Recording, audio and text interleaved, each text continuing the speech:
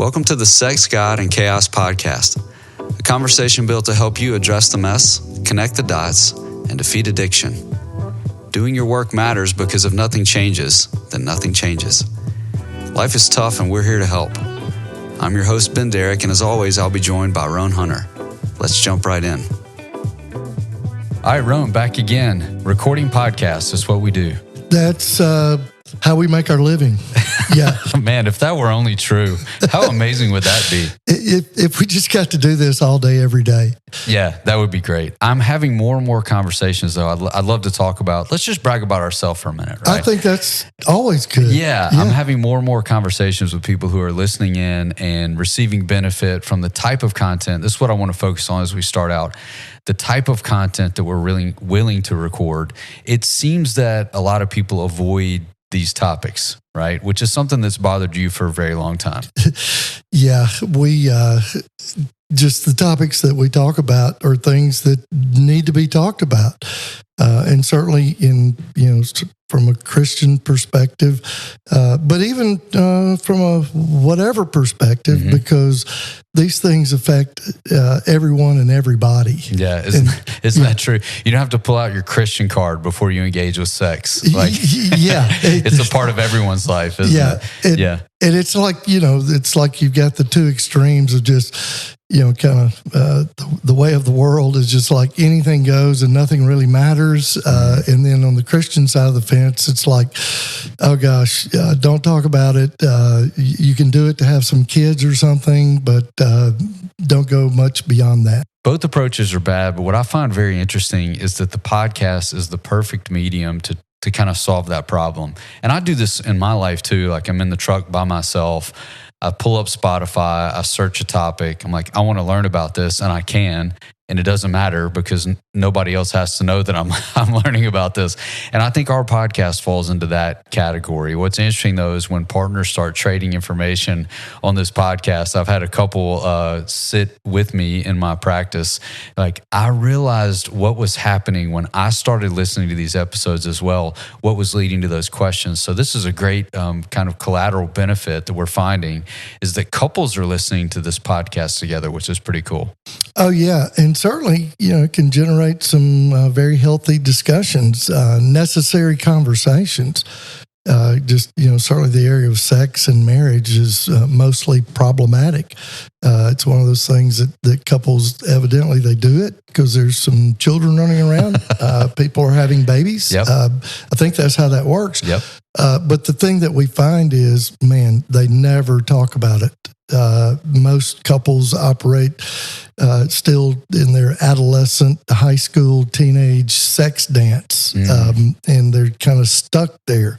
And, we just believe that, the healthy sexuality is in a Christian marriage, in a marriage is simply, a lot of communication, and the conversation is natural and organic.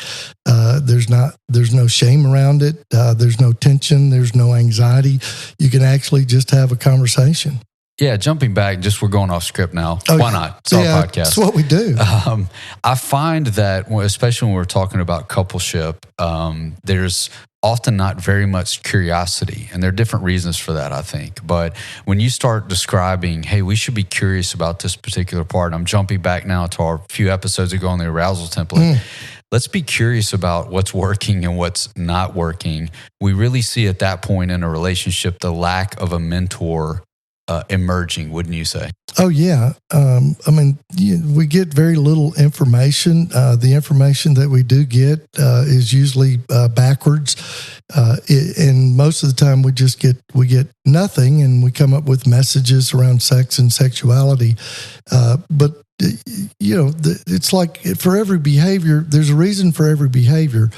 And with the arousal template, with the, sexual desire, all of those things, when you start looking at it, those things get formed in our lives, like our belief system. And when we're getting misinformation, not necessarily from Russia, but we're getting nothing, right. Man, we just kind of come up with it on our own. And so much of the literature out there is not really helpful. And so you have nobody to talk to, nobody to guide you. And I believe we all need that in every area of our life. No doubt. And if you don't have it, I find, and you could probably confirm this, that if we feel like something's wrong and we don't understand that there's a motivation behind every action, then we believe the reason is because we're just really terrible people. So we stop there, and that shuts the process down, doesn't it? Oh yeah, and then you get shame wrapped around sexuality, because somehow, in the world today, none of us are sexually adequate, right?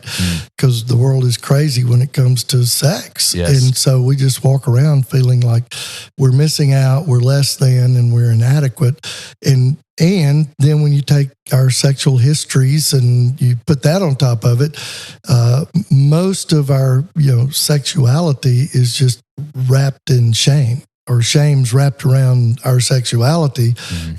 We always say it's like kudzu on a barn.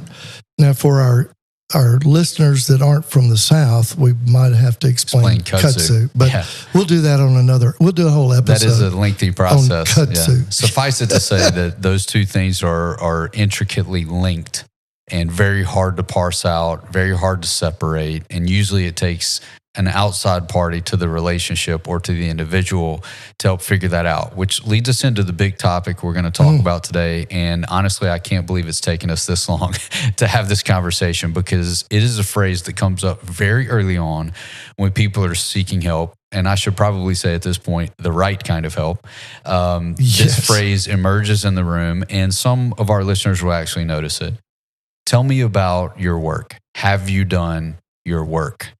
And we often get the blank stare across the coffee table. What do you mean? So we're going to take an episode to explain that, maybe some pitfalls around it, how to do it in a healthy and correct manner, your approach to what doing your work looks like, just so that people who are pursuing, because we have listeners literally worldwide who are pursuing help, which is crazy to say. But as they're pursuing help and that question is offered to them, they will understand what's being asked, because no one pursuing help is already a nerve-wracking experience. They don't want to feel also like an imbecile because they don't understand the language. So when you look across the table at someone and say, all right, well, tell me about the work you've done previously. Have you done your work? What is it that you're actually asking? Oh yeah, it's always interesting. You get people that have seen other counselors, maybe, or gone to the pastor or someone like that, and they've talked to somebody about something, and I'll always ask, tell me about the work you did with counselor X or whatever. And I mean, the answers, I should just start recording them or writing them down. I can't record them. I would violate HIPAA laws. That would be a problem. Yeah. But writing down, I mean, certainly I just remember a lot of them, in the sense that it's like, they kind of give me a blank stare, like a deer in the headlights. Like, like, what do you mean the work that I've done? I've been to counseling. Yes. Okay. What did you do in that process? What did you uncover? What are your new awareness? Have you done work around your family system? Have you done work around trauma? I mean, there's a lot of work that's involved in the process, but a lot of times people go to counseling and it's kind of, how do you feel today? And that's really not helpful. I personally have never experienced that. I've heard you talk about it, and I've heard other clinicians talk about it. Never was my experience, so I feel very blessed in the truest sense of the word. It wasn't like, hey, let's just ruminate on my feelings today. That would be maddening, but it is the experience so many people are paying to have, isn't it? It is. And I mean, if you're doing things in your life that are incongruent with your integrity and your values, you're probably going to have anxiety and depression. I call a lot of what we do, our therapy modality would just simply be integrity therapy. Because when we are violating our value system and who we say we are or who we want to be, it's going to create this internal conflict. And oftentimes, like, there's just been no searching of that or going into that, looking at the history, what you grew up in, the good, the bad, and the ugly. And it's just kind of dealing with the crisis of the day or the feelings of the moment. Yeah, it's hard for me to imagine how that would help anyone feel like they've made a sense of progress, except for maybe they feel better on the walk back to their vehicle, that they offloaded a little bit of emotion. But after that, I mean, by the time you get back to engage your own life, your own story, those same motivators are there that you haven't uncovered. So you've mentioned a few things already I think we need to decode, but part of doing your work is digging into the language that you guys use in your practices, owning your story. That's a lot of what this work centers around, correct? Oh, yeah. The things that all of us are dealing with, it typically, it always starts in childhood, what we grew up in. And it's not about blaming parents by any stretch. It's just simply about naming the issue, the problems, the shortcomings, the things that you've got to look at and understand in order to be able to change. And if you're not kind of doing a fearless and searching moral inventory, as we would say in 12-step vernacular, you're probably just going to row around on a rowboat with one oar, right? That sounds miserable. Driving around in a cul-de-sac. Yeah, who would want to do that? Yeah. So let's talk about real quickly, this also was not part of the script, but let's talk about one of the main blockers for this work. You mentioned childhood, you mentioned early life, all of those things. I find that most people are very protective of mom and dad, specifically, to be able to say, oh, he was a good man. He's a great man, celebrated man. So I often say back to that, hey, I believe you. Good for you. What did he not give you that you needed? Right? Those sorts of questions, that's what the work sounds like, correct? Oh, yeah. Yeah. It's, I think a lot of it is, especially in faith communities, it comes from the fifth commandment. We're talking early, right out of the gate. Yeah. Honor your mother and father. And oftentimes, in English language, when we think of the word honor, it's like we can't say anything bad. We can only say good things. And it just breeds this kind of blind loyalty, it's really dysfunctional. Like if mom and dad were crackheads and locked you in the closet, burned you with cigarettes and threw some food in there every now and then until they let you out at 18, I'm not so sure that the God I know would say, honor that, right? And you can see it in the extremes. And it's interesting, the Hebrew word for honor in that passage is kabed, K-A-B-E-D. I'm sure I'm mispronouncing it. I'll give you credit. The Hebrew scholars will be calling in or emailing you. There are a few of those. Email Ben about that. I'm speaking Southern Hebrew. Okay. But the word is actually a word picture, and it's the picture of a scale. And what God is saying is the idea of just weigh it out. You've got to see the good. You've got to see the bad, what you got, what you did not get from mom and dad. And it has a double meaning in that those relationships have impact. They carry weight on every relationship you will be in the rest of your life. And so God is even saying that in the fifth commandment. It's not blind honor, loyalty. I can't say anything bad. No, God wants us to see it because otherwise the sins, the dysfunctional behaviors of the fathers and the mothers will be passed on to the third, fourth, fifth, and forever generation until somebody decides this has got to change. And it's just amazing to me. If we don't become aware of it, I always say we will wind up living life like the directions on a shampoo bottle, right? Lather, rinse, repeat. If we do not become aware of it, we are destined to repeat it. And then the Old Testament is just God's picture showing us the consequences of dysfunctional behavior from the patriarchs of our faith. They're just broken as a left-handed monkey wrench. And I'm going to have to Google that and put it in the show notes for our listeners. Yeah, no one knows what that means. Yeah, I mean, I guess if you're left-handed, a left-handed monkey wrench is a great thing. But I'm right-handed, so if you ever try to use try it. Yeah, you'll understand. All right, yeah. But those stories are there, and God, it doesn't hold back.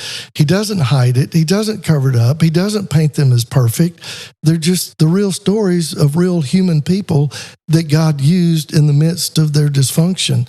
But I think God calls us to something better, even in that honor your mother and father passage.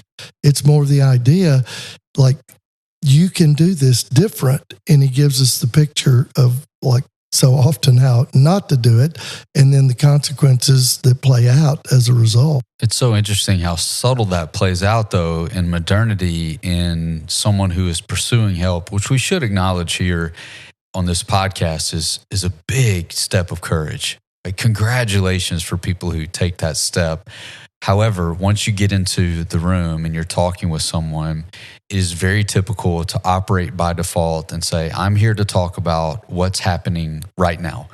That's the thing that's acute in my life. That's the thing that I want to get solved. And some clients experience frustration that I think the best clinicians out there will take a moment to say, okay, well, bring me up to speed. What's actually going on? What's brought you in? I'm sure you're not here to tell me how great things are going. So what is the problem, quote unquote?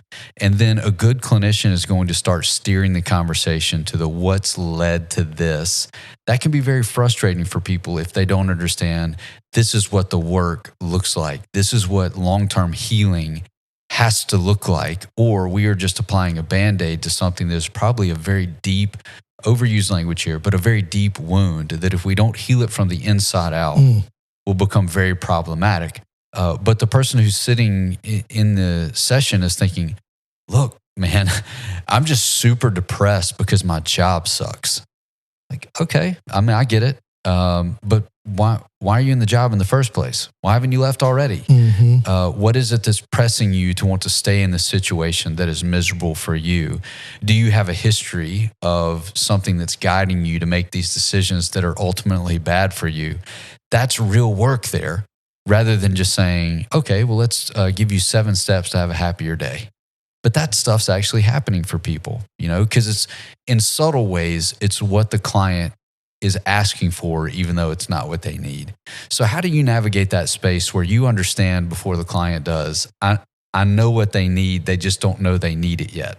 Yeah, I think that's, it's kind of it's a tricky part, because those things that are up underneath it, the backstory, the painful childhood experiences, all the things that we've gone through, have brought us to the place that we are today.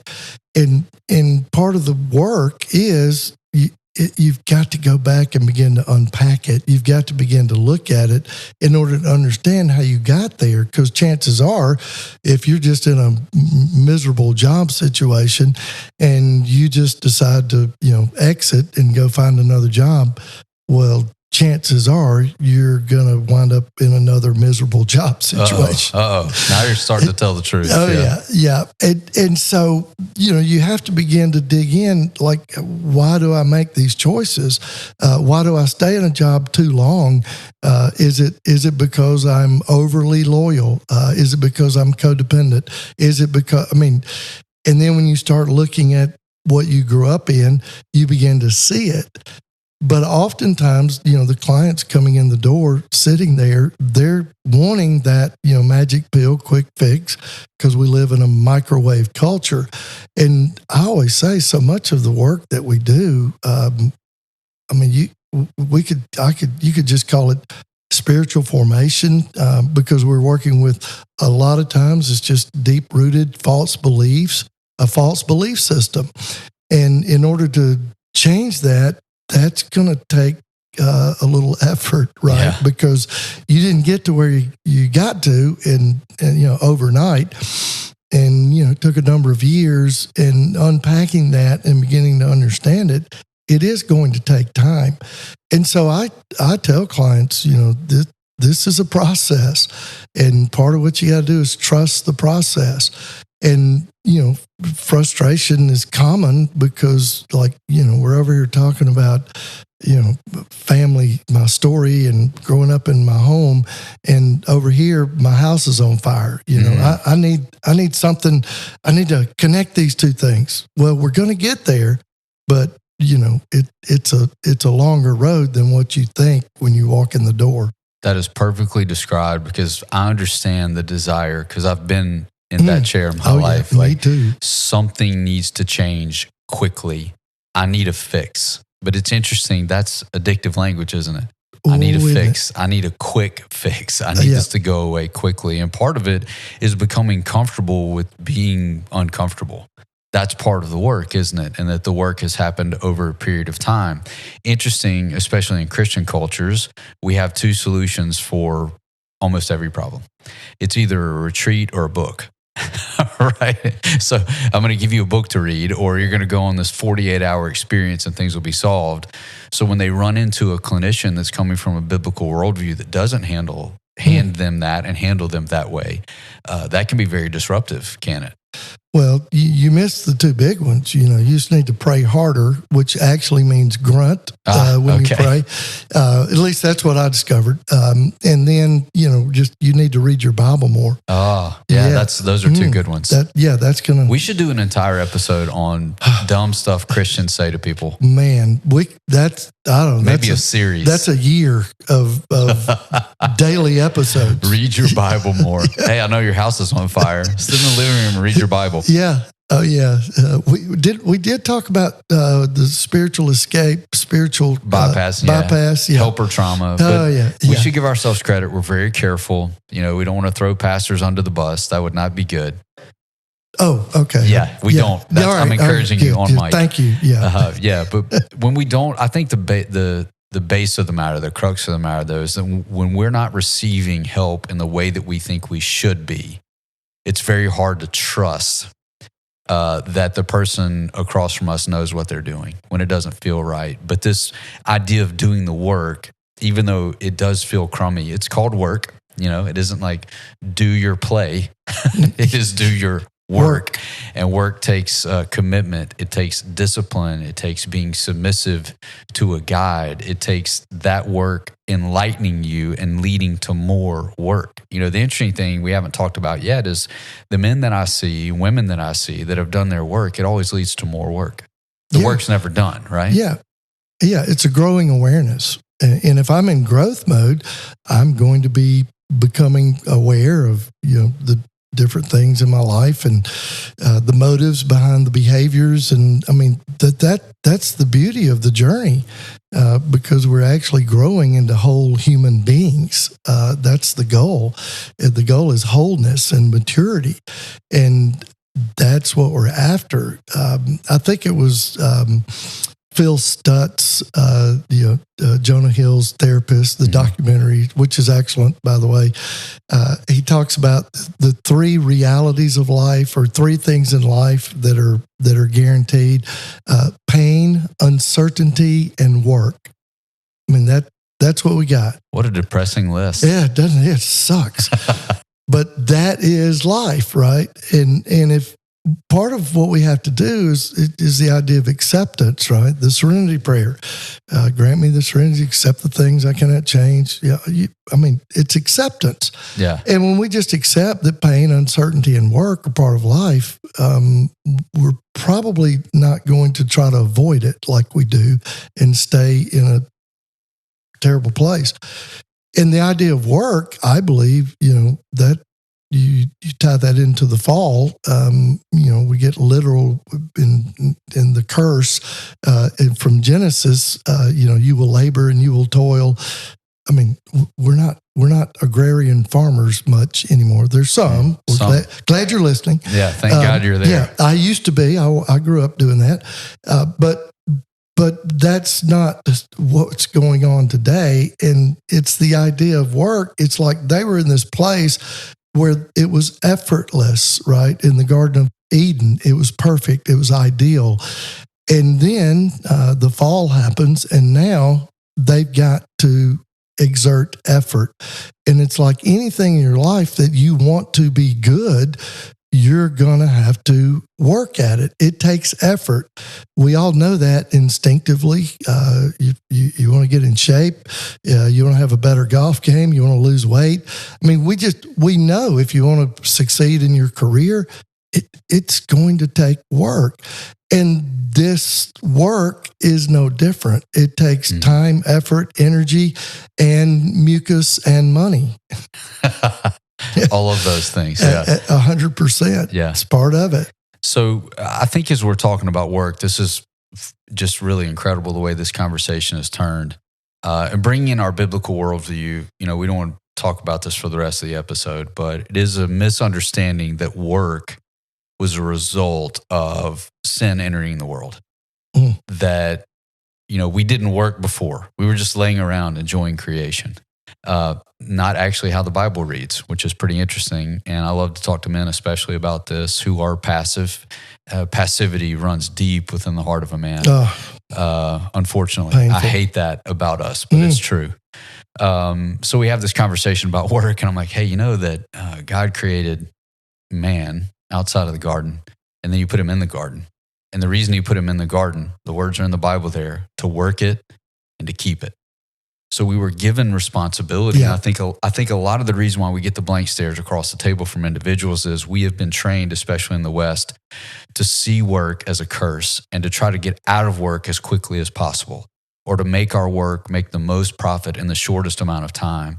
And that just runs so contra to the emotional work that we're talking about today. Oh, yeah. And I think it's just the idea, I think before the fall, the work was effortless because it was enjoyable. It was life-giving. It was not, going and punching the clock, having the sales manager breathing down your throat, trying to make your quota. All of those things, certainly came into play, but I liken it to, where I am today and what I do in my work. I don't feel like I work. And I'm fortunate. I know a lot of people, they don't have that experience. And I didn't for a long time. I was toiling out there in the sun, in the corporate salt mines. But now it's like, man, I think I kind of get the idea of like, man, that work is actually a good thing. And I often say, the Bible actually started, it starts in Genesis 1. We don't spend a lot of time there, do we? Yeah, it's largely misunderstood. Yep. In knowing your story, though, correct me if this is the wrong way to say this, but it was your work, your commitment to the work when all hell was breaking loose in your life. It had been there for a long time, but just not disclosed. Oh yeah. All hell was breaking loose, and you committed to doing your work, which led to eventually your work, which feels full of purpose and full of joy and full of impact. And a lot of people, they don't feel like they're in that spot, which we can certainly appreciate. But you didn't get there with an easy glide path. It was a hard road. Oh, yeah. I'm a slow learner. It took me only about 25 years to find my calling, my career. But I was on that path. And, the path really began when I got into recovery from my sexual addiction. And I began to do my work. And, it just from a practical standpoint, my work was I started meeting with a counselor, Christian counselor, who I, grew to love dearly, became a father figure, mentor, guide, counselor. I always say, just pick a term. It doesn't matter, right? Yeah. But man, he had such an impact in my life. And so I was meeting with him weekly. Eve and I it'd be hard pressed to call it couples counseling because she was not much into that for the first 2 years. Okay. After I admitted everything, it was just a lot of betrayal trauma and a lot of anger. And so that did not prevent me from doing what I needed to do. And so I was meeting with my counselor once a week. He had a therapy group that I was a part of. I found a good support and recovery ministry. It was one of the first, actually, probably the first Christ-centered recovery and support group in the country, way before Celebrate Recovery. This was in 1990. And so I was, so now I've got my support group. I'm going to counseling once a week. I'm going to therapy group. And then on top of that, I'm a reader. I'm reading everything I can find. There wasn't a whole lot back then. There was very little, but I'm digging in, and because I wanted freedom, I wanted recovery, and I think all of us, when we're serious about the process and we engage in it and we want change, we also have to kind of remember from 12-step world, the idea of like easy does it, because you didn't get here overnight. It's going to take time, but man, we're so desperate to change it. We're so desperate for healing, and usually the house is on fire, or your ass is on fire. That's for sure. Yeah. That's what it feels like. And you just, man, you're trying to do everything and anything you can, but at the same time, boy, that can burn you out. And so it's just the idea of balance. But I think early on, digging in and going to meetings. Today, good grief, you can find meetings online every hour of the day for everything from sexual addiction to alcoholism. It's out there. We're fortunate. And so it's like doing your work is engaging in the process and not being passive. One of the things that I see often that just frustrates me to no end is, the man, the husband, they come in as a couple and, always ask, like, how did you guys find us? And there's a unicorn out there. I know I'm going to get the answer one day where the guy's going to say, man, I got online. I was looking, all hell's broken loose. Yeah. I admitted my porn problem. And now I'm trying to find help. And I found you guys. And that's not the case. No. The wife is the one that is dug in, and she's finding the counselor, and she's starting to read the books. But that's that passivity that you mentioned earlier. We're the ones that, created the hell. And now she's the one that's like beginning to, try to put the fire out. Often that is the case, unfortunately. And we don't want to stereotype and say... No, there's exceptions, Yeah. But as a general rule, and we would say, I think it's important to put out there too, we're tougher on men in this process. Oh, 100%. Like, I'm going to be more tough on you, dude. Yeah. When we start saying that, there's trouble. Oh, yeah. Dude. That word is kind of like another word that I think of that can be used in a lot of different ways. Absolutely. So I think we're painting the picture here that the work also, and I don't want to be subtle about this, doing the work doesn't mean dragging tail into a counselor's parking lot, sitting on a couch with your arms crossed, and just showing up consistently for 1 hour a week over the course of 10 weeks. That doesn't mean you've done your work. That doesn't mean you can look at your spouse and say, well, I'm doing what they're asking me to do. Yeah. I'm showing up here. I went to counseling 2 times. Come on. Right. Like, well, when did these problems really emerge in your marriage? Oh, 2 weeks in. Well, how long have you been married? 14 years. Like, okay. Well, pardon us for not being able to solve that in 90 minutes. Yeah. Right. So doing work means committing to. This is a word that we use a lot in our practices. Committing to the process. Trust the process. You are not the first person to go through sexual brokenness or dysfunction inside of your marriage that has completely destroyed trust in the most important relationship in your life. Well, absolutely. And I think, even when we talk about doing your work and you're going to counseling, in some ways, everybody's individual work is different, right? Because you begin to uncover that,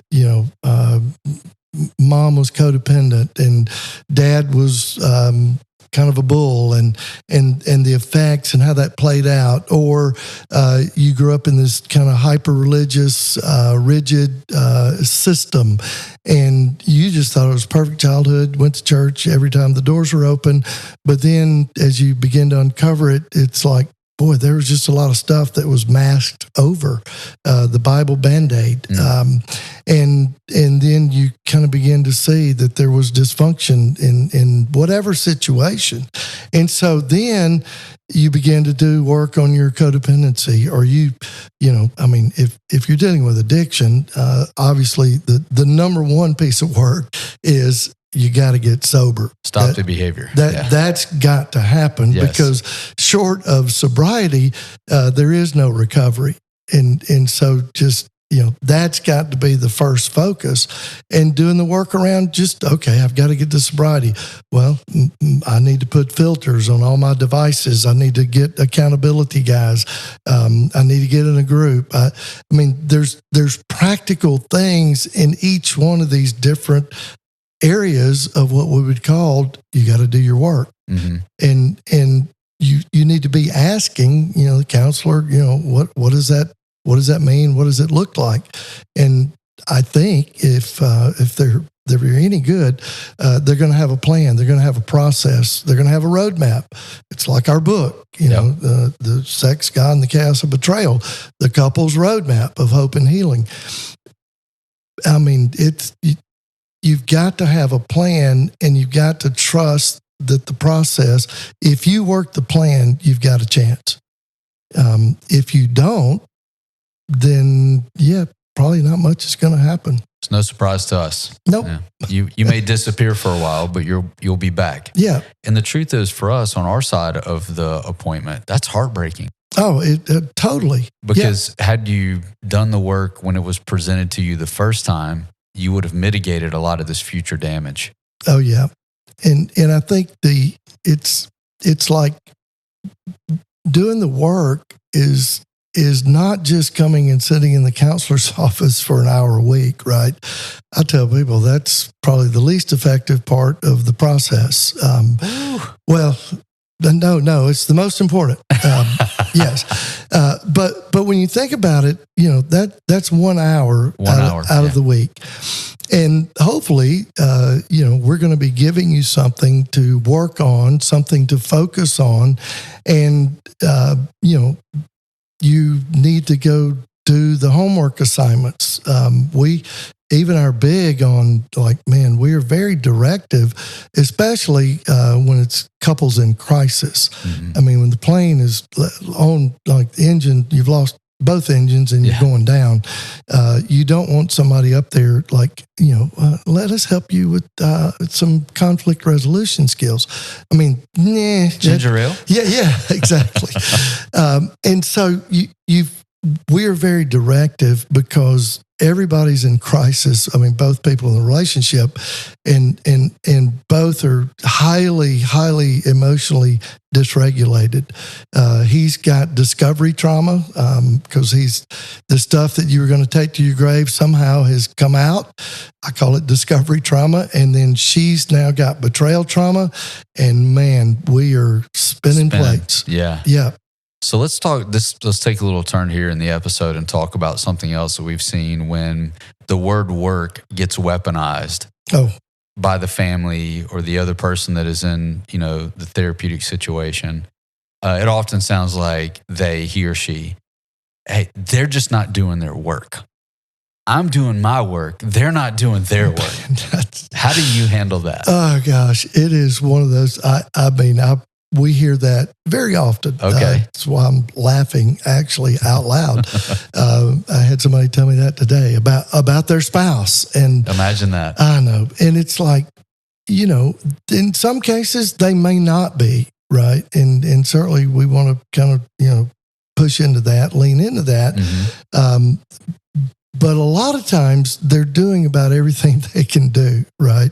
And oftentimes, and again, I work with the men. He was working with the wives, and I'm like, dude, all you can do is all you can do. You're going to like 2 groups a week. You're going counseling once a week. You're in a therapy group. Everything that is being asked of you to do by the one that is kind of directing the process as a counselor. It sounds like a control freak, but it's like the things that we've learned, and like, okay, they're doing everything that they can. And sometimes it really is more about boundaries, and, your own codependency, and kind of getting frustrated with I'll just use the wife as an example, with her, because she's in safety-seeking behavior mode, and all she wants, she's wanting. She doesn't feel safe. She doesn't feel secure. Obviously, that's the betrayal trauma, and so she wants you to be in a group, 24/7, or seeing your counselor, 8 times a week, that's not realistic. But you've got to see it as where she's at and where she's coming from, and then you got to engage in your consistent action over time. That's actually going to build the safety and security. I always say our job on the man side of the fence is to create safety for our wives, and if we're doing that, she will begin to trust. But safety and security are the foundational building blocks of trust. And when they see you doing activities and things, it's going to create safety. Yeah, I find that phrase is usually camouflage for their behavior isn't changing as fast as I would like. That's what I really mean. Oh, yeah. But I've watched enough TikTok to be able to say in this room, they're not doing their work. Yeah, TikTok therapists. They haven't read 4 pages of this book that I gave them, or they haven't listened to the 7 podcasts I sent their directions. Because it is interesting when you have the betrayed partner, they're in this hyper-vigilant state. They're learning and trying to process as much as they possibly can, while at the same time extremely worried that if they're not in the room with a clinician or at a men's group, they're probably looking at porn or with the affair partner. They just can't trust unless I can verify with Life 360 and 6 other witnesses that my partner was at this location.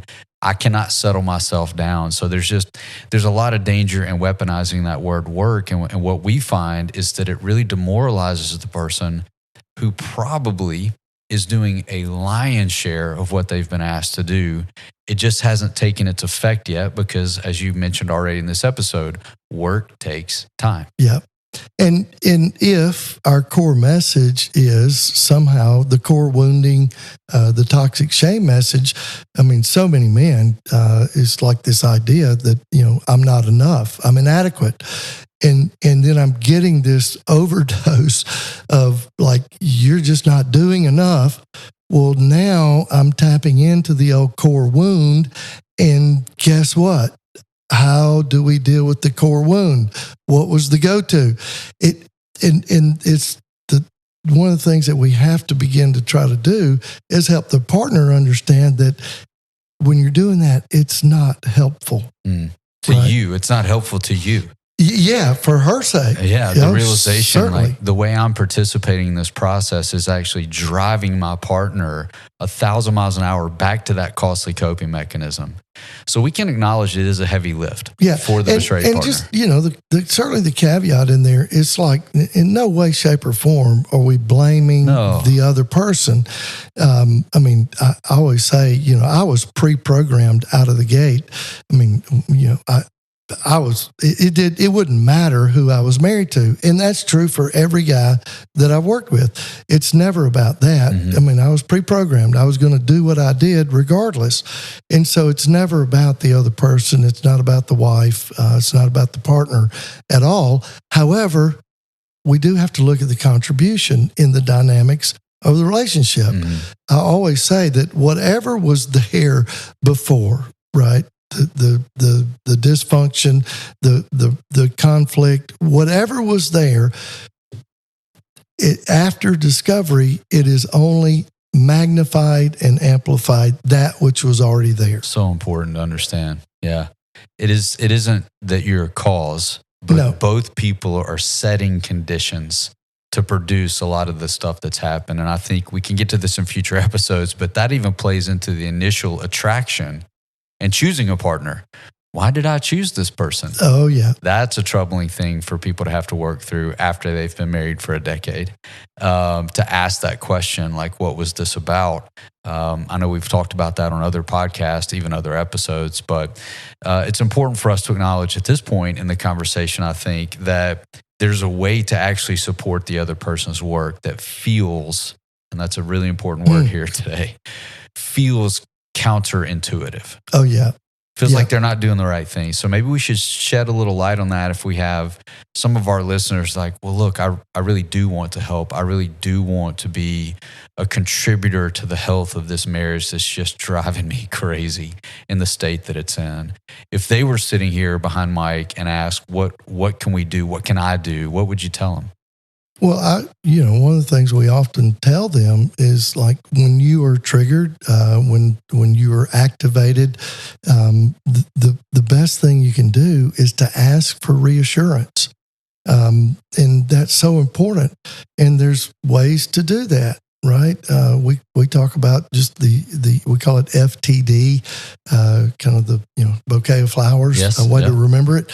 But it's just simply what I feel when I see this, when I hear you say this, I feel whatever it is.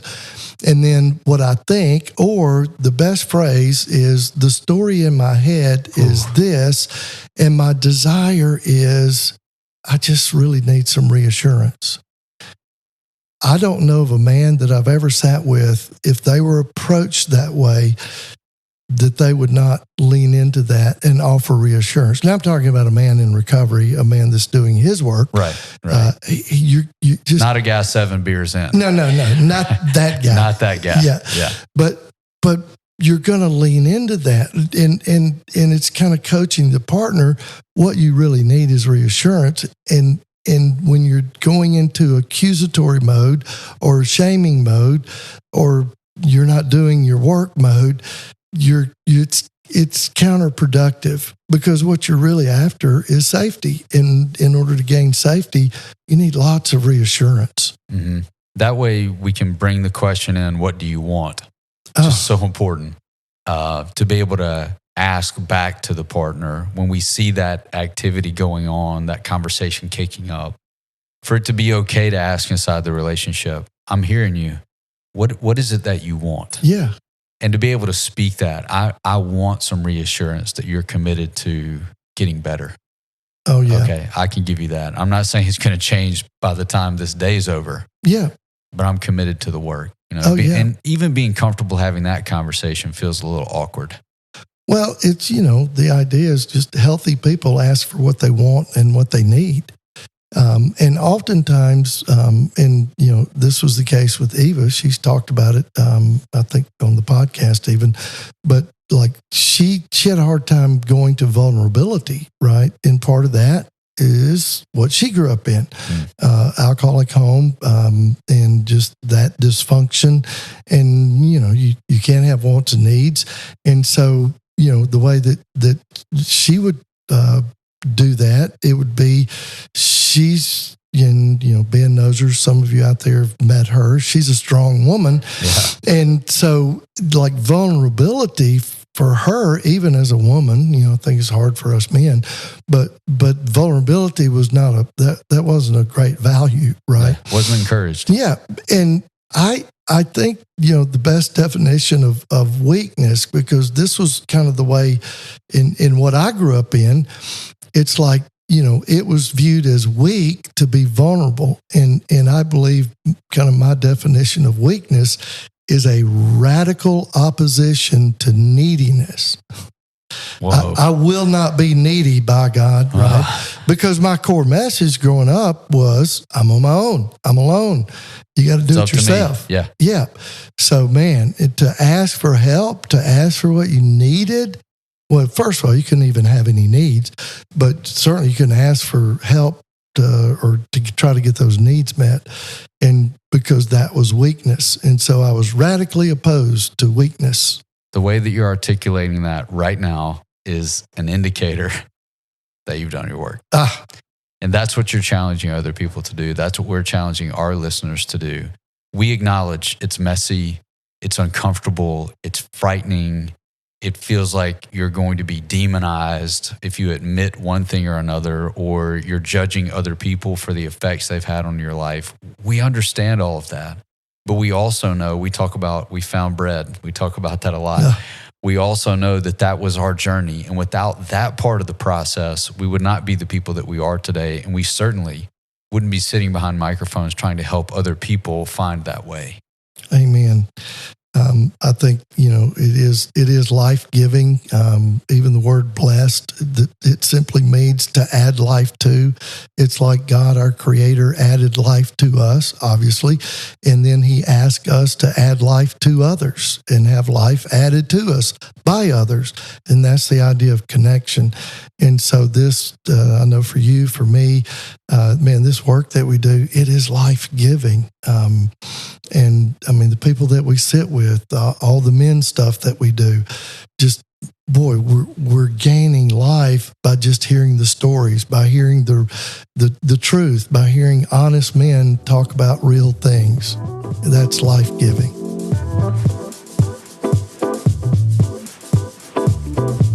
To learn more about what you've heard today and to engage with the Sex, God, and Chaos team, visit sexgodchaos.com.